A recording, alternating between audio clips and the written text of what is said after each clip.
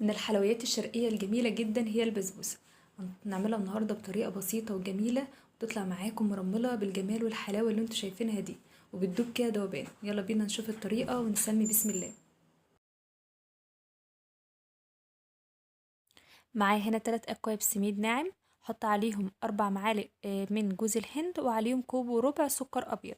هقلب كل المكونات الجافة مع بعض، وهنزل عليهم ب3/4 كوب سمنة دايبة، عليهم 3/4 كوب حليب.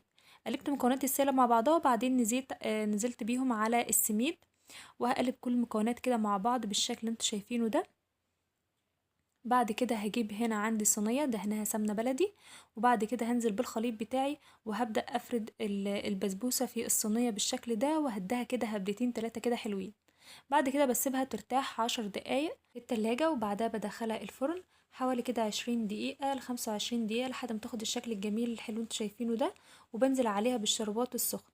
الشربات بيكون سخن، وكمان البسبوسة بتكون عندي سخنة. وبعد ما بتشرب الشربات بتاعها بسيبها تستريح، وبعدين ببدأ اقطعها بالشكل الجميل اللي انتوا شايفينها ده. مقادير الشربات بيكون كوبايتين سكر عليهم كوباية مية، بحطهم على النار، واول ما بيغلوا بنزل عليهم بعصرة ليمون وفانيليا، وبيكون الشربات معايا جاهز، وبالهنا والشفا.